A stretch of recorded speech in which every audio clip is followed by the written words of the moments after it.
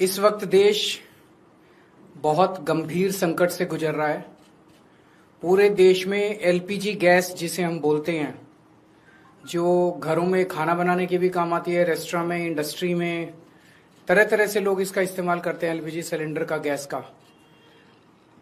इसकी देश में भारी किल्लत हो गई है और उसका कारण है कि पूरे देश में जितनी डेली प्रोडक्शन होती है उसकी 50% प्रोडक्शन कम हो रही है, 50% प्रोडक्शन कम हो रही है। ये कैसे, मैं आपको थोड़ा समझाता हूं। हमारे देश में जितनी एलपीजी की खपत है उसका 60% इंपोर्ट होता है और उस 60% इंपोर्ट का 90% स्ट्रेट ऑफ हॉर्मुज से आता है।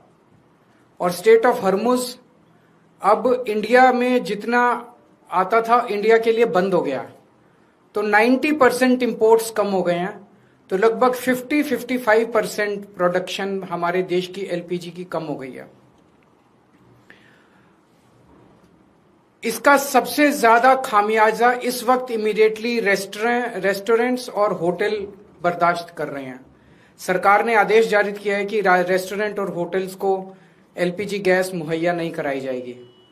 रेस्टोरेंट्स एंड होटल्स एलपीजी की स्टॉक नहीं रख सकते, वो उसको स्टोर करके नहीं रख सकते क्योंकि सेफ्टी कंसर्न्स होते हैं।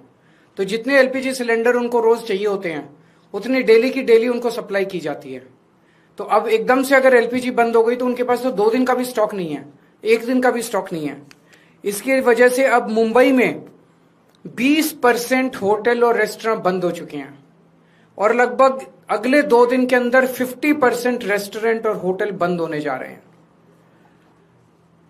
तमिलनाडु में लगभग 10,000 होटल और रेस्टोरेंट्स बंद होने की कगार पे हैं। पंजाब और दिल्ली एनसीआर में हजारों होटल और रेस्टोरेंट्स आने वाले कुछ दिनों के अंदर बंद होने जा रहे हैं। और ये पीक वेडिंग सीजन है, शादियों का सीजन है। तो मुझे लगता है अगर ये जारी रहा तो बहुत सारे लोगों को शादियां पोस्टपोन करनी पड़ेंगी। और इसी तरह की कहानियां बेंगलोर, हैदराबाद, पश्चिम बंगाल, छत्तीसगढ़, हरियाणा, बिहार, सब जगह से आ रही हैं।